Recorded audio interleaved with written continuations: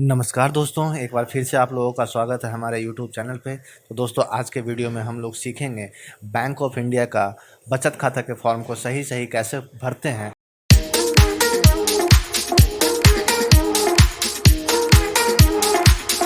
जिससे कि आपको ब्रांच विजिट के दरमियान में बहुत कम परेशानियों का सामना करना पड़े। और दोस्तों, एक और रिक्वेस्ट है कि अगर आपको वीडियो अच्छा लगा हो तो प्लीज़ हमारे चैनल को लाइक और सब्सक्राइब करना भी ना भूलेंगे। तो चलिए बढ़ते हैं वीडियो की ओर। तो दोस्तों, यह है बैंक ऑफ इंडिया का अकाउंट ओपनिंग फॉर्म, जिसमें आप डेट हमेशा करंट डेट डालें जिस डेट में आप ब्रांच विजिट कर रहे हैं, और जिस ब्रांच में आप खाता खुलवा रहे हैं वहाँ का ब्रांच नेम डाल दें। अगर आपको नहीं पता है तो आप इसे ब्लैंक भी छोड़ सकते हैं, इसे भर दिया जाएगा। उसके बाद आपको ये पॉइंट भरना है, आप कितने से अकाउंट अपना खुलवाना चाहते हैं। मैं 10,000 से खुलवा रहा हूँ, इसलिए मैंने 10,000 यहाँ पे डाला है। उसके बाद आपको यहाँ पे आना है, जो अमाउंट आपने यहाँ पे भरा वही अमाउंट को आप यहाँ पे वर्ड में भर दें। उसके बाद आप अपना नाम लिखें, जो आपके केवाईसी में वर्णित है उसी नाम को यहाँ पे लिखें, सही सही लिखें।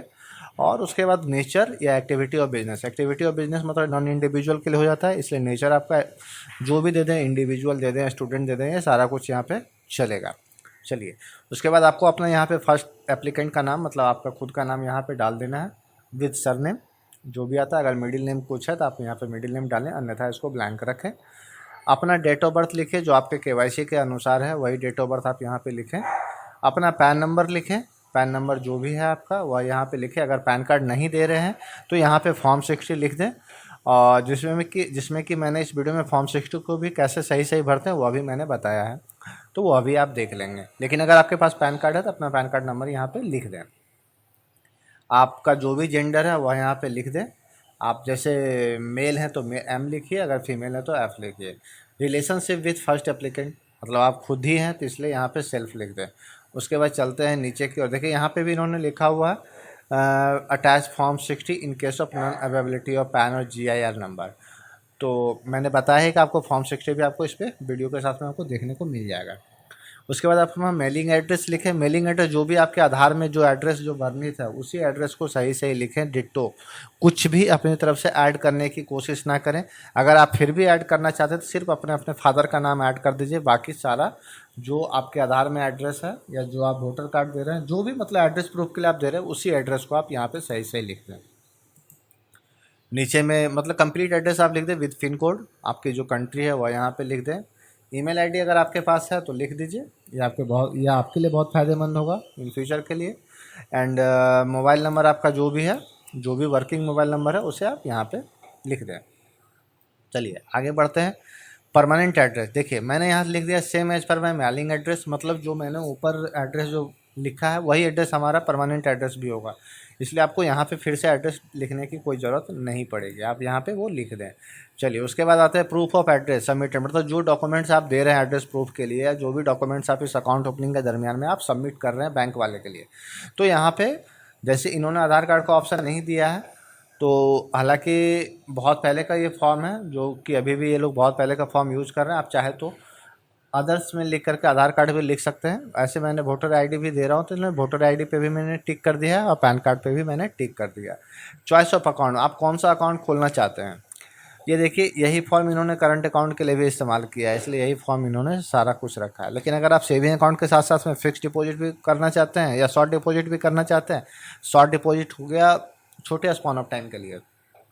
हालांकि मैं सिर्फ सेविंग अकाउंट खोल रहा हूँ इसलिए मैंने सेविंग पे मैंने टिक किया है। चलिए payment details for opening of account, मतलब इस अकाउंट के साथ में जो आप अकाउंट ओपनिंग के दरमियान में जो आप कैश डिपॉजिट करोगे या जो भी आप डिपॉजिट करोगे अकाउंट खोलने के लिए, तो उसमें आप क्या, आपका मोड ऑफ ऑपरेशन क्या होगा। तो मैं कैश दे रहा हूँ इसलिए मैंने कैश पे टिक किया है। अगर आपका खुद का अकाउंट है यहाँ पे या किसी रिलेटिव्स या फ्रेंड्स के अकाउंट से आप ट्रांसफ़र करना चाहते हैं तो आप यहाँ पे डेबिट करंट सेविंग अकाउंट, और यहाँ पे जिसके अकाउंट से आप ट्रांसफ़र करोगे यहाँ पे वो अकाउंट नंबर आप लिख सकते हो, अन्यथा इसको आप ब्लैंक छोड़ दो। चलिए अब यहाँ पे आते हैं मैंडेट फॉर ओपनिंग अकाउंट, मतलब इस अकाउंट को ऑपरेट कौन करेगा। तो आप खुद करोगे इसलिए यहाँ पे मैंने मी पे मैंने क्लिक किया, मतलब सेल्फ हो गया। चेकबुक मुझे चाहिए, मैंने चेकबुक पे मैंने क्लिक कर दिया है। उसके बाद स्टेटमेंट फ्रीक्वेंसी, स्टेटमेंट मुझे बिल्कुल चाहिए इसलिए मैंने इसे मंथली किया है कि मंथली मुझे बैंक की तरफ से, बैंक ऑफ इंडिया की तरफ से मुझे स्टेटमेंट भेज दिया जाए। चलिए introduction of existing bank account, देखिए इसको मैंने सर्कल कर रखा है, अब इसकी ज़रूरत नहीं पड़ती है। अगर आप पूरे KYC के साथ में अकाउंट को खुलवा रहे हैं तो इसकी कोई ज़रूरत है ही नहीं दोस्तों, इसलिए आप इसे ब्लैंक रखें, इसे भरने की ज़रूरत नहीं है। चलिए अब आगे आते हैं पर्सनल इन्फॉर्मेशन में। Do you have any relatives in bank of India? मैं मेरा कोई रिलेटिव नहीं इसलिए मैंने नो कर दिया। या कोई डायरेक्टर के साथ मेरा कोई रिलेशन है तो इसलिए आप इसे बाय डिफ़ॉल्ट नो ही करें, बहुत अमूमन कम ही मिलेंगे, ना के बराबर मिलेंगे जिसका कोई डायरेक्टर या रिलेटिव्स हो। अगर हो तो यहाँ पे लिख दीजिए, उस पर फिर आपको अपना उसका नाम वगैरह आपको देना पड़ेगा। चलिए मार्टियल स्टेटस, मैं अनमैरिड हूँ इसलिए मैंने यहाँ पे सिंगल पे मैंने डाला। एजुकेशन जो है सो आपका जो भी एजुकेशन आप परस्यू कर रहे हैं या कर चुके हैं उसका यहाँ पे लिख दीजिए। मेरे केस में ग्रेजुएट है इसलिए मैंने ग्रेजुएट पे मैंने क्लिक कर दिया। एम्प्लॉयमेंट डिटेल्स मैं अभी वर्तमान में मैं स्टूडेंट हूँ इसलिए मैंने स्टूडेंट पे टिक कर दिया। आपको जो सूट लगता है आप वह यहाँ पे कर दें। चलिए आगे आते हैं, यहाँ पे एनुअल फैमिली इनकम, यहाँ देखिए आपका पर्सनल इनकम नहीं पूछा जा रहा है, फैमिली इनकम पूछा जा रहा है। हालांकि इसकी कोई ज़रूरत है नहीं लेकिन फिर भी इन्हें पूछ रहे हैं तो चलो मैंने डाल दिया। अगर आप नहीं भी डालोगे तो कोई प्रॉब्लम नहीं होगी। तो मेरे केस में 3,60,000 से ऊपर है इसलिए मैंने 3 लाख अब 3.6 लाख से ऊपर मैंने टिक कर दिया। चलिए ये सब फालतू का चीज़ है, ये सब कुछ भरना ही नहीं है। ये सब जब लोन पर्पज़ के लिए, जब लोन अगर आप अकाउंट ओपनिंग के साथ साथ में अगर आप लोन लेते हैं तो उस केस में आपको ये भरना आवश्यक है, अन्यथा इसे आप ब्लैंक रखें, कोई आपको पूछने वाला इस केस में नहीं है दोस्तों। चलिए आगे आते हैं, माइनर तो है नहीं, माइनर मतलब अगर कोई माइनर अकाउंट ये खोल रहा है तो उसमें फिर आपको गार्जियन का डिटेल्स यहाँ पे देना पड़ जाता है, लेकिन मेरे केस में नहीं इसलिए मैंने इसको ब्लैंक रखा है। डिक्लेरेशन और अंडरटेकिंग यह भी आपको जो है सो ज़रूरी नहीं है अभी, क्योंकि ये पूछ रहा है कहीं आप दूसरी जगह पे आपका अकाउंट है या कोई आपके फैमिली मेम्बर्स अगर other than bank of India से कहीं से इन्होंने क्रेडिट फैसिलिटीज़ ले रखा है तो उसके लिए ये चीज़ आपको भरना पड़ जाता है। ऐसे ब्लैंक रखिए, यहाँ पे अपना साइन कर दीजिए। जो भी आपका साइन अगर आप जिस भी साइन को करके आप अपने अकाउंट से पैसा निकालेंगे वही साइन आपको यहाँ पे कर देना है दोस्तों। चलिए आगे बढ़ते हैं, यहाँ पे अपना फ़ोटो चिपकाइए और फ़ोटो चिपकाने के बाद उस पर क्रॉस साइन कर दे, जैसे देखिए मैंने किया है उस तरह से आप इस पर साइन कर दीजिए। चलिए उसके बाद आगे बढ़ते हैं, ये फिर आपको बैंक यूज़ के लिए हो जाता है, इसको आपको भरने की ज़रूरत नहीं है दोस्तों। अब आगे आते हैं एडिशनल इन्फॉर्मेशन, देखिए ये भरा जाएगा, ये जो भी इसमें नेसेसरी जो इन्फॉर्मेशन था वही मैंने इस पर डाला है। आपकी जो कम्युनिटी कोड क्या है, आप हिंदू हो तो हिंदू भरिए, मुस्लिम सिख जो भी हैं आप वहाँ पे टिक कर दीजिए। कस्टमर स्टेटस, क्या आप अनपढ़ हैं तो इलिटरेट पे क्लिक करिए, अंधे हैं तो इस पर करिए, अन्यथा जो भी है। मेरे केस में लिटरेट था तो इसलिए मैंने लिटरेट पे लिख दिया है। कस्टमर ग्रुप कोड ये सब क्या है, इन्होंने बिना मतलब का डाल रखा है, इसका कोई मतलब बनता नहीं है। अगर आपके पास पहले से कोई क्रेडिट कार्ड है तो आप वो यस करें, नहीं भी है भी तो भी आप ना कर सकते हो, चलेगा, कोई देखने वाला नहीं है। कास्ट आपकी जो भी है, ओबीसी, जनरल, बीसी जो भी है आप वहाँ पे यहाँ पे लिख दीजिए। आपकी मदर टंग कौन सी है वह यहाँ पे लिख दीजिए।